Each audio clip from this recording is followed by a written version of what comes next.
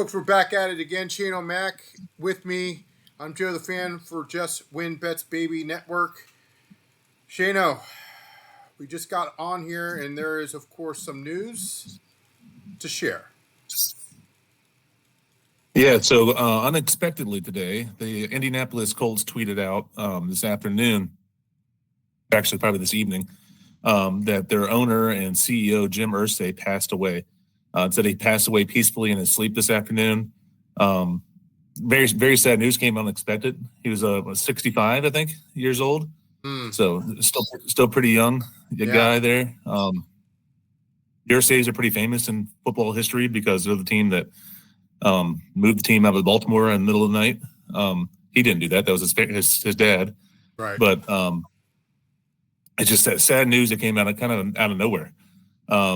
So thoughts and prayers out to him and out to their family, their Irsay family, and to the whole Colts organization. Yeah, absolutely. Our thoughts and prayers go out to the Irsay family and, of course, to everyone in the Colts organization, the fans as well. We are here, of course. Go ahead, Shano. Oh, I was saying the thing that the Washington fan base loves Jim Irsay for is that he was the first owner to step up and tell the other owners that they had forced Dan Snyder to sell. So they'll always be held in good regards in Washington. Yeah. May he rest in peace. We, of course, will start with we have the AFC South, and no way to kick it off with, of course, the Indianapolis Colts. Here is the schedule, Shana, right here. We have 3 preseason games, the Ravens, the Green Bay Packers, and, of course, the Cincinnati Bengals. You have 2 home games right to start off the bat, September 7th against the Miami Dolphins. Then they stay home against the Denver Broncos at 4 p.m. At the Tennessee Titans, 1 o'clock, September 21st. At the Rams, 4 o'clock. That's September 28th. October 5th, home against the Raiders, home against the Cardinals after that. And then you have the October 19th at the Los Angeles Chargers. And then 3 home games. 1 is overseas, so we'll get to that in just a second, right before the bye week. Home against the Tennessee Titans on a nationally televised game on October 26th. That's 4:25 on CBS. November 2nd against the Pittsburgh Steelers on November 2nd, CBS at 1 o'clock. And then they travel overseas right before the bye week. It'll be a 9:30 kickoff against the Atlanta Falcons. They'll be the home team here as they go to Berlin. And then you have the bye, Shayna. But before we get to your prediction, let's look at the preseason win, courtesy of DraftKings. Their total was at 7.5. Their over is at -110. The under is at -110. So right now, as you can see here, with the 10 games right before the bye, what is your prediction, knowing that it's 7.5? So I would say first thing, this is a little weird and side note about the Colts. Did you know they have the longest active streak for losing their season opener? No, I did not know that. They haven't won their season opener since 2013, and it's the longest active streak in the NFL. So, and then they're starting off against the Dolphins. It is at home, and I believe they beat the Dolphins last year. Yeah. At Indy. But Dolphins week 1 are usually pretty good. It's not. They usually fall off near the end of the year when they start getting some injuries and their just usual December collapse that happens to them. I think that's still a tough one. I think they will lose that. That streak continues. I think. Go ahead. What other games I see that could happen here? I think catching the Titans early is good for them. They're going to have a rookie quarterback. I think that they played Titans twice in the first eight weeks. It was tough. Yeah. But I think they'll probably split with them maybe. That's I don't know. What do you have in the first 8 weeks? First 10 weeks there, Shano. That's including the overseas travel to Berlin against the Falcons. I see in the 10 games, I see 3-7 here. They're definitely going to win with the Tennessee Titans. And I'm going to go against what you said. I'm going to say Colts because they're going to play for their owner. Colts. That's true. Won. They beat the Miami Dolphins at home. And I think it'll be a very emotional game for them. and I think they win that there. I think they sweep the Tennessee Titans, and therefore I'm going to go with 3-7, maybe possible 4-6. Yeah, that's true. That could be I mean, that's a home opener too, so that'd be the first home game without Jim Irsay there as the owner. So yeah, that is definitely going to be an emotional game for them for sure. So that is a good point. We'll go after the bye week here, guys, with the remaining of the schedule, the 7 games at Kansas City at 1:00, home against the home against the Houston Texans on November 30th. December 7th is at the Jacksonville Jaguars, at the Seattle Seahawks on a nationally televised game courtesy of CBS. Monday Night Football on December 22nd, where they host the San Francisco 49ers. And then it's December 28th, the Jacksonville Jaguars, 1:00 at home. And then to be determined, they'll have to travel to the Houston Texans. And that being said, I'm going with 7-10 to finish out the whole season. And that's being generous. Yeah, I'm right there with you. I think they still have a lot of question marks in Indy. And I think getting over that's the past 7 wins will be tough for them this season. Yeah. Maybe a 6-11, 7-10 is what are looking at for the Indianapolis Colts. Let's move forward to the defending AFC South champions, which are the Houston Texans. The Houston Texans schedule is right there, folks, on your screen. Preseason game, they have 3, of course, just like everybody else. Minnesota Vikings, Carolina Panthers, and the Detroit Lions. Then they start their home opener. They start their season at the LA Rams on a nationally televised game at 4:25 on CBS on September 7th. Monday Night Football, September 15th, and that's at 7:00. That's that double header, Shano, where they take on the Tampa Bay Buccaneers at home. They travel to Jacksonville on the 21st, 1:00 on CBS. Come back home, Tennessee Titans, 1:00 September 28th at the Ravens.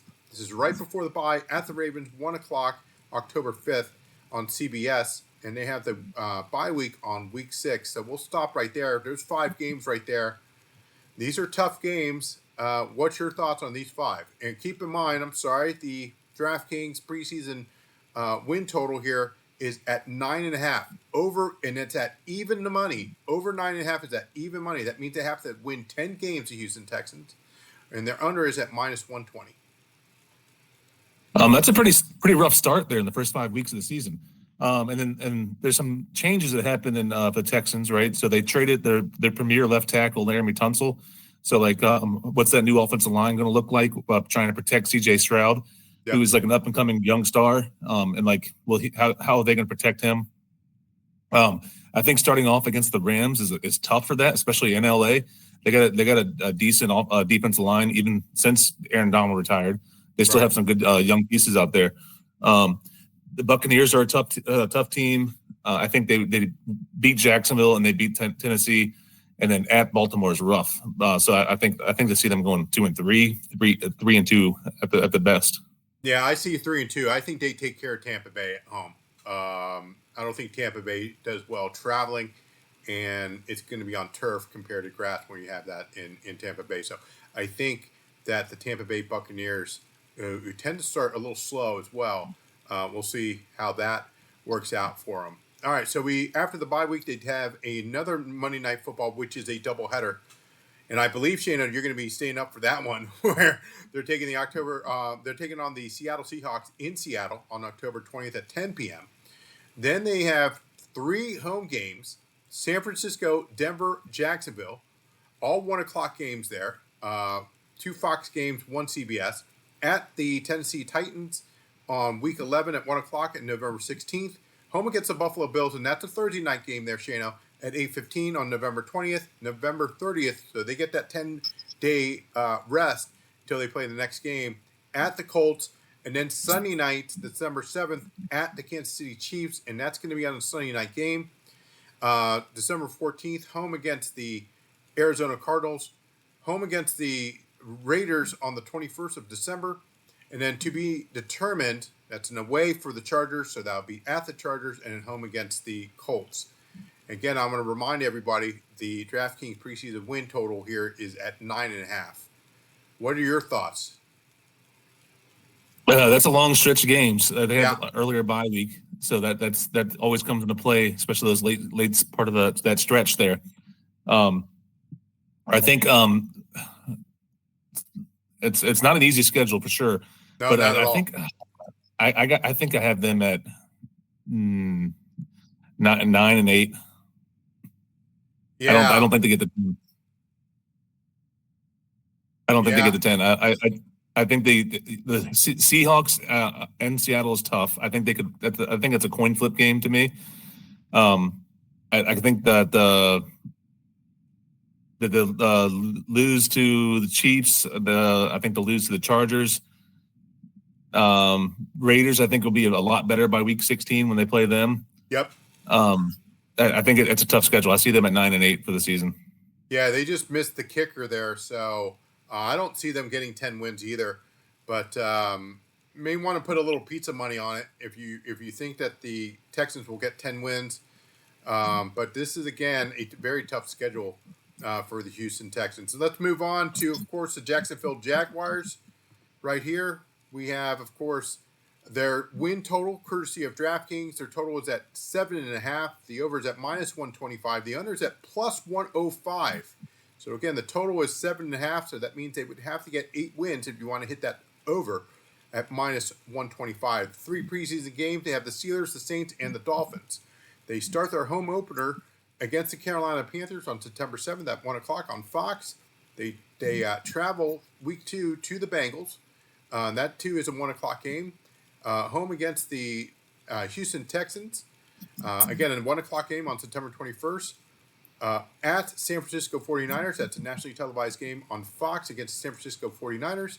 October 6th will be a Monday Night Football game. Home against Kansas City Chiefs. And these are 3 straight home games, Shano. So they have home against Kansas City, home against Seattle, and then they travel again, of course, to London, where Jacksonville is very famous of traveling a lot overseas. So they'll be the home team there, taking on the LA Rams in London, and then they hit that bye week.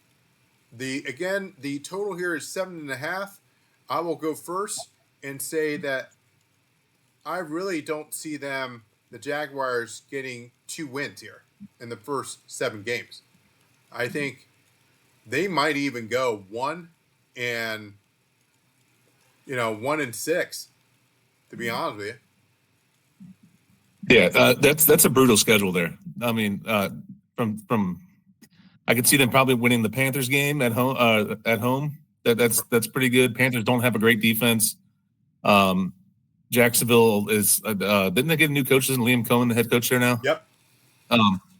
So that's also could be hurtful for them too, right? Right.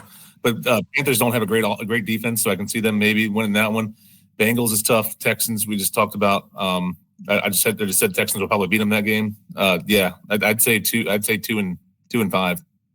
Yeah, I'm going to go again 1-6. They might go 0-7. I mean, to be honest with you, they might squeak a game out here and there, but I don't see it.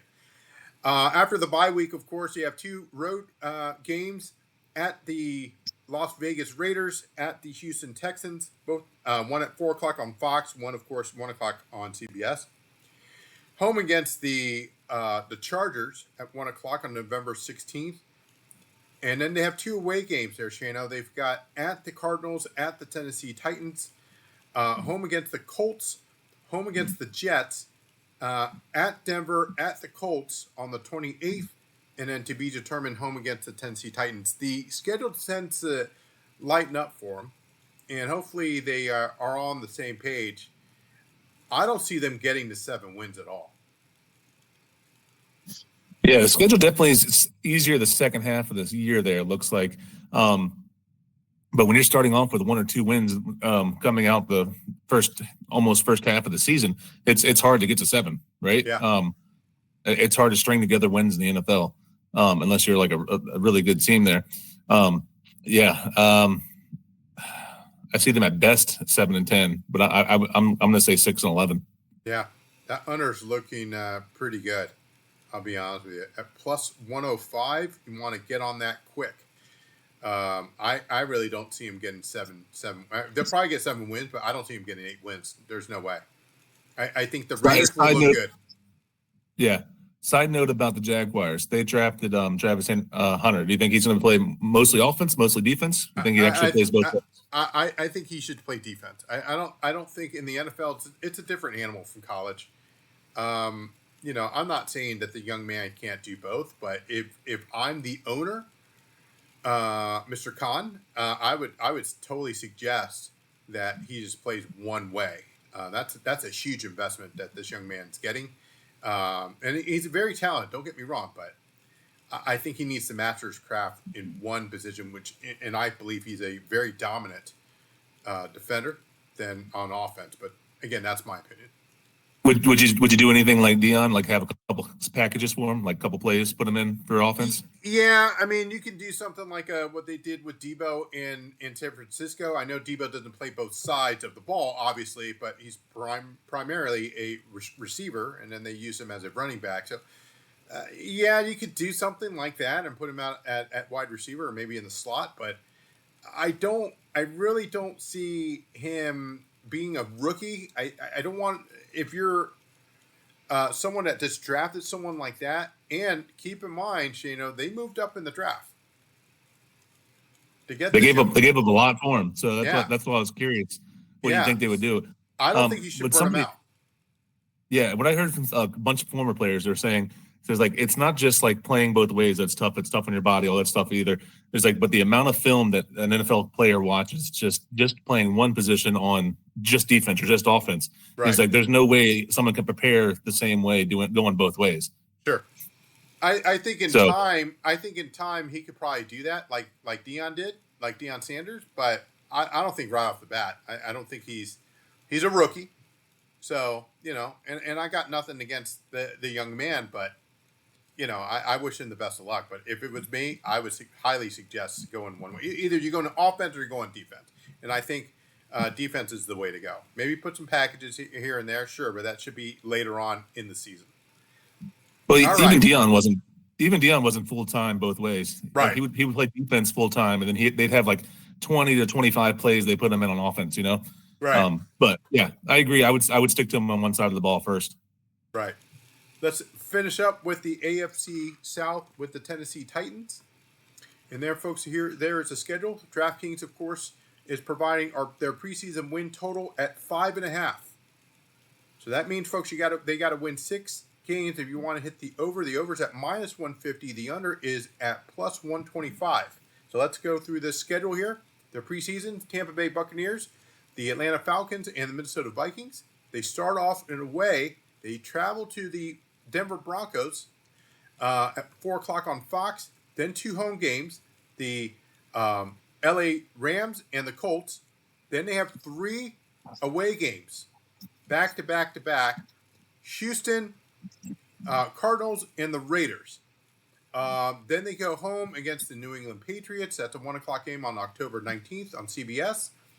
October 26th, they go away. They go to the Colts. And then before the bye week, they come home against the Chargers.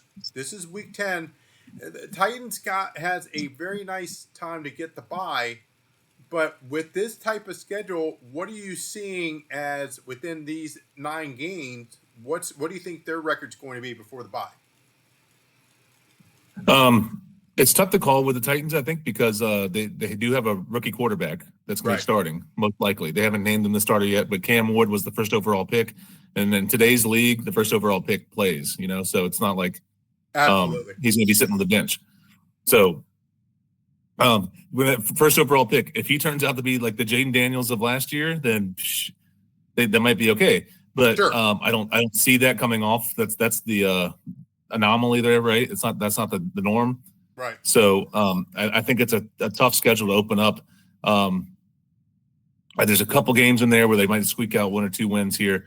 But like week 7's a big matchup for them. That's the Mike Vrabel revenge game. Yep. I think that's definitely a Patriots W, I think.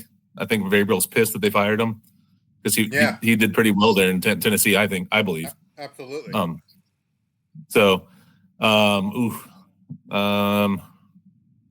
And the first 9, I would say I see not a whole lot. Yeah, and just to one and 8. Yeah, and just to piggyback what you were saying, and I think Vrabel's last year there was a lot of injuries, so I don't think you can fault the coach there. There was rumored that he may have lost the locker room. I seriously doubt that. I think a lot of players enjoy playing for him. He's a player's coach, so to speak. So I find that very hard to believe. But that being said, the Tennessee Titans are plus 7.5 on week 1 against the Broncos. So I'm going to take that right now, minus 7.5. Now this is a gamble. We talked about that. Anything can happen in the off season that they prepare for training camp in a couple months, but you never know. But I'm going to I like that number, minus 7.5. And some for the Broncos, minus 7. Yeah, for the Broncos.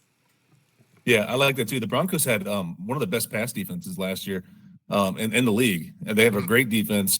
And for a rookie quarterback to go play in the Mile High City on week 1, that's a tough task to try and accomplish there. Absolutely. I agree with you. I like that line a lot. Yeah. After the bye week, of course, they have 3 home games: home against the Texans, the Seattle Seahawks, and the Jacksonville Jaguars. Then they have 2 away games. That's at the Cleveland Browns, at the San Francisco 49ers, and that's going to be on a nationally televised game on Fox, 4:25. Then 2 home games on December 21st with the Kansas City Chiefs, December 28th, home against the Saints on CBS at 1 o'clock, and then on January 4th at the Jacksonville Jaguars, the time to be determined. So if you went 1 and 9 for the first 10, for the first 9, 1 and 8, excuse me, on the first, no, I was right, 1 and 9, on the first before the bye, what's your prediction for the end? I see them getting, man. I mean, they were the number 1 overall pick for a reason, right? So they're not that deep anywhere in one position. I see them 5 and 12 this year. 5 and 13. Oh, 5 and 12. 5 and 12. I'm going 5 and 12. I'm going 4 and 13. 4 and 13 was my first thought. And I was like, gosh, that should be nice here. Yeah, I think they do a little bit better than last year. But like I said, if Cam Ward comes out and balls out, you never know. But yeah, we'll see. But I think he's got potential. I don't think he has like the pedigree that like Jaden Daniels had last year, or even like a Drake May last year. But I think it's going to take him more time to get ready than those quarterbacks. Yeah, absolutely. But yeah, I think they'll probably get a win, maybe 1 win with Jacksonville. They'll probably beat Cleveland. Depends, Tennessee by the time, because they play Cleveland late. But if you're talking about teams like the Chargers, the Texans, New England, even the Raiders, which is a week 6, I think that the Raiders, I'm telling you, look out for them. I don't see that happening. Yeah, that's why I said 5 and 12 is the best case scenario for them, I believe. Absolutely. All right, so we'll come back here, and before we sign off, again, Shana, we've got some hockey going on in the background here. What's your?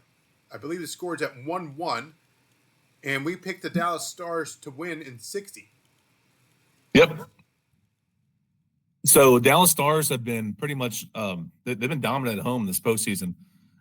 They've only lost 1 playoff game at home this postseason. It was the very first one against the Avalanche, and then after that, they've been lights out at home. Yeah, Ottinger, their goalie, he's got like a ridiculous save percentage outside of game 1. Outside that first game, he's at like a .957 save percentage, which is ridiculous. The league average is usually around 900. Right. So that gives you a little bit of a ballpark of like how much better that is. But that's his save percentage at home. So with that, and then like that Dallas crowd has been crazy, and then they've won 6 straight at home in the playoffs this postseason. So Tied at 1-1, still second period. I think I got faith in them to do it. Yeah. The WNBA is going on right now. We just missed it. It was a very controversial call with the Wings and the Minnesota Lynx as the Queen of Baskets called first half 6.5. Just missed it because it was 7. It was a 3-pointer that was called off, and the ref took a long time looking at that, and it did not count. So that's a loser there. And then we still have a couple of props still going on, and of course the Mystics play later on tonight. I've got them in -5. It's gone down to -4 against the Golden State Valkyrie. So that's still outstanding. And a quick shout out to Tottenham Hotspurs, who win the Europa League. They are the champions. They beat the Manchester United 1-0. But we'll be back later on, and we will, of course, cover a little bit more soccer as the EPL comes to an end. And, of course, MLS. We'll take care of you regarding that. And don't forget, guys, the draw is supposed to come out tomorrow, if not Friday, for the French Open. We'll have my good friend Ayo Johnny, who's going to break down everything for the French Open, and we'll have that on our social media page, which is on through X and Instagram. All right. Any last words there, Shana? No, just again, shout out to the Irsay family. Hope everything's going well there in the Colts organization. Just sad news to hear. Sucks when a member of the football family dies. Yeah. Our thoughts and prayers go out again to the Irsay family, the organization, and all the Colts fan in all around the world. All right, we're going to sign off here right now. And again, don't forget to hit that subscribe button and hit that notification button as well. That helps us out a lot. We're getting a lot more subscribers. We're almost at 300. Who's going to be that 300th subscriber is to be determined, but we're at, I believe, 284 right there, Shana? Yeah, last I saw 284. I haven't looked in about a little while, but last time I checked this afternoon, 284. There you go. So don't forget to hit that subscribe button, guys. We would really appreciate it. And until next time, we will see you next time. Don't forget to cash those tickets.